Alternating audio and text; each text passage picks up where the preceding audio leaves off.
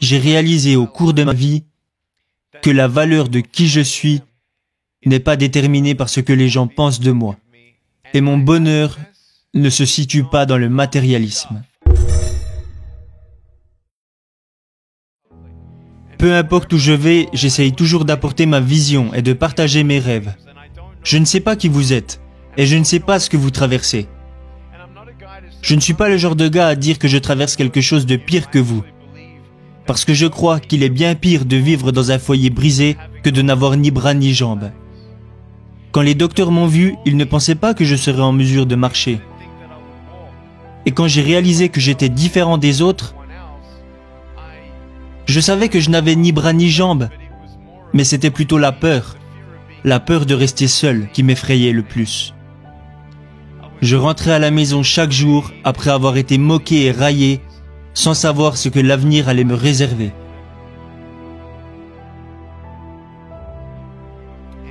Je n'aurais jamais imaginé devenir la personne que je suis aujourd'hui. Je veux juste que vous preniez conscience au fond de votre cœur que parfois la négativité prendra le dessus. Parfois la peur vous empêchera d'essayer ou de recommencer.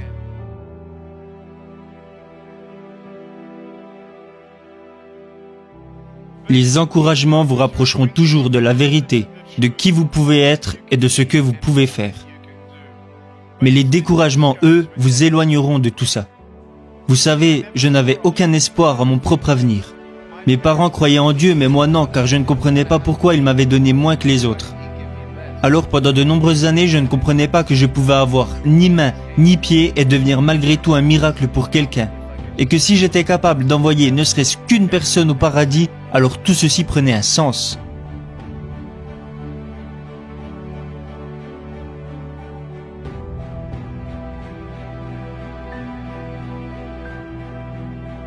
Ce que vous devez comprendre, c'est que lorsque vous ne voyez pas où la vie veut vous amener, vous devez absolument faire la différence entre la vérité et les mensonges. Et le premier thème que je veux aborder est votre valeur. Qui êtes-vous? Oh, tu es moche, abandonne. Tu ne deviendras jamais quelqu'un. Tu ne trouveras jamais de travail, tu ne te marieras jamais, tu resteras seul pour toujours, tu seras toujours dépendant de tes parents, tu ne feras jamais rien, Nick, laisse tomber. Avez-vous déjà pensé à abandonner? Était-ce à cause de ce que les gens disaient de vous? Pourquoi vous inquiétez-vous tant de ce que les gens disent de vous? Pourquoi accordez-vous tant d'importance à votre apparence? Laissez-moi vous demander, pensez-vous que je suis assez cool pour devenir votre ami? Oh, merci beaucoup. Mais je n'ai ni bras ni jambes. Ça n'a pas d'importance, pas vrai? Alors si notre apparence n'a pas d'importance, pourquoi continuons-nous de nous moquer et de blesser les autres par nos paroles, si tout ceci n'a pas d'importance? Ce qui fait notre valeur n'est pas l'image que nous renvoyons.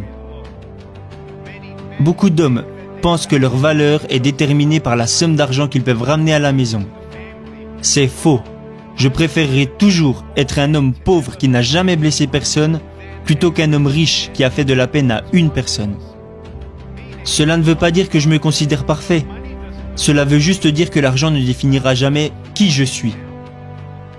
Je rencontre beaucoup de politiciens à travers le monde et je leur demande souvent: comment pouvez-vous espérer honorer votre pays si vous n'êtes même pas capable d'honorer votre femme?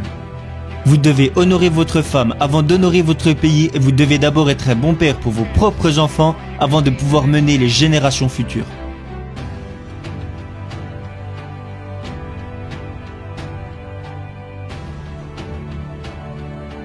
La famille, c'est si important.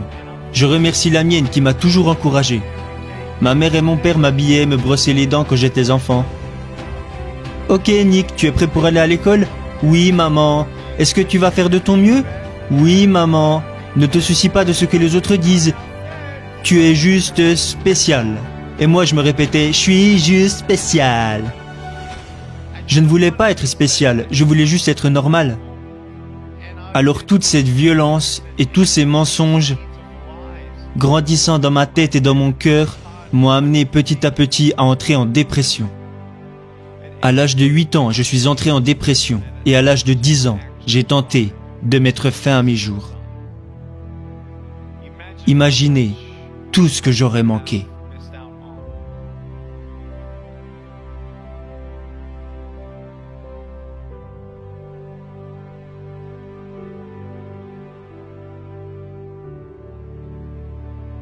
N'abandonnez pas. Je sais que vous avez été blessé, comme la plupart d'entre nous.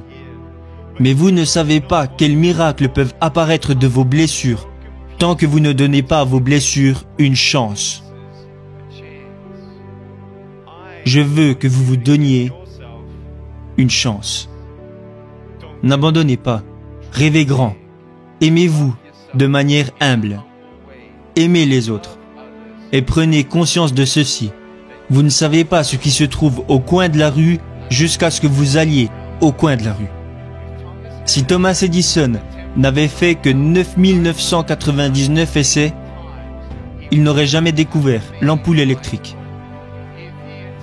S'il n'avait fait que 9999 essais,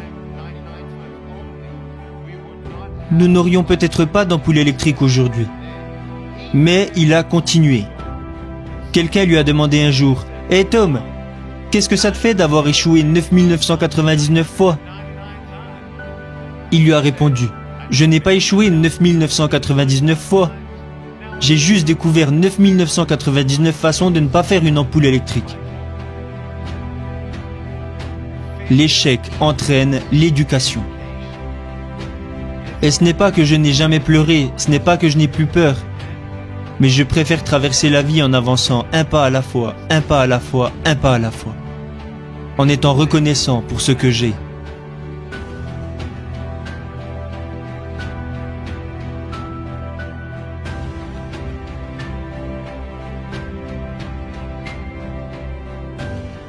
Vous ne pouvez pas tout changer. Vous ne pouvez pas changer la façon dont les autres se sentent.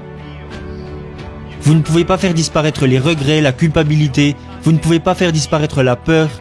Vous pouvez encourager les gens, vous pouvez les supporter, les écouter. Vous pouvez être à leur côté, mais vous ne pouvez pas les changer. Vous pouvez prier pour eux, mais vous ne pouvez pas les changer. Je veux que vous preniez conscience qu'il arrive parfois que nous essayons de changer quelque chose, qu'il est impossible de changer. J'aimerais pouvoir changer ma situation, mais c'est impossible. Alors si je ne peux pas changer mon corps, je dois changer ce que j'ai dans le cœur et dans la tête. Et essayer de trouver quelque chose que je peux faire au lieu de me lamenter sur ce que je ne peux pas faire. J'ai réalisé au cours de ma vie que la valeur de qui je suis n'est pas déterminée par ce que les gens pensent de moi. Et mon bonheur ne se situe pas dans le matérialisme. Si vous me donnez tout l'argent que vous avez et tout l'argent que vos parents ont sur leur compte bancaire, disons que ça représente 1 million de dollars, disons même que ça représente 1 trillion de dollars, peu importe la somme que ça représente, disons que tout votre argent atterrit sur mon compte bancaire. Oh, j'aime cette histoire. Mais si tout à coup mon fils meurt ce soir, juste parce que... Est-ce que l'argent peut vraiment vous rendre heureux? Est-ce que l'argent peut réparer votre mariage? Est-ce que l'argent peut rendre vos enfants heureux? Non. La drogue, le sexe, l'alcool, le porno. Si vous placez votre bonheur dans ce genre de choses, alors votre bonheur sera de courte durée.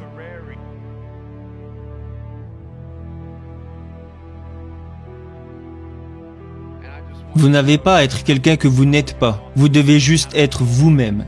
Soyez la meilleure personne que vous pouvez être. Alors ma question ce soir est, est-ce que vous vous aimez? Si vous viviez maintenant les 15 dernières secondes de votre vie,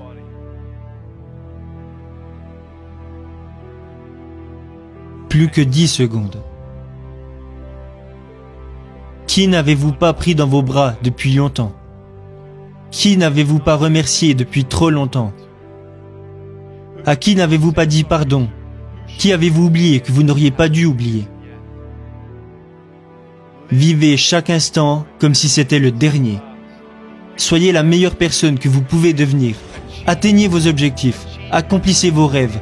Mais à la fin, quand ce sera l'heure de vos funérailles, tout ce qui aura de l'importance c'est qui vous aurez été, et non ce que vous aurez fait. Qui vous êtes peut changer des vies, bien plus que ce que vous avez fait. Et si vous pouvez réunir ces deux concepts ensemble, alors vous êtes sur la bonne voie. Rêvez grand, N'abandonnez pas.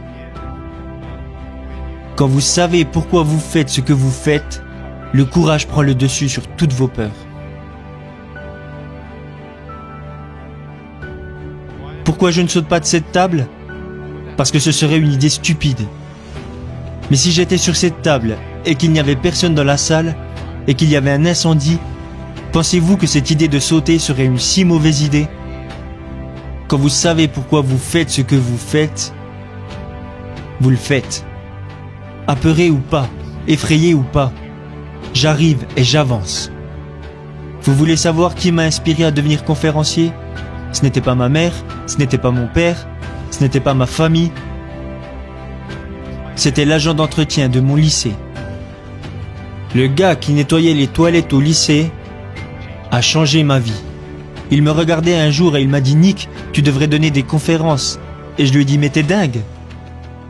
J'ai commencé à partager mon histoire devant des petits groupes à cause de lui. Il m'a forcé, il était en train de me tordre le bras, alors j'ai dû dire oui.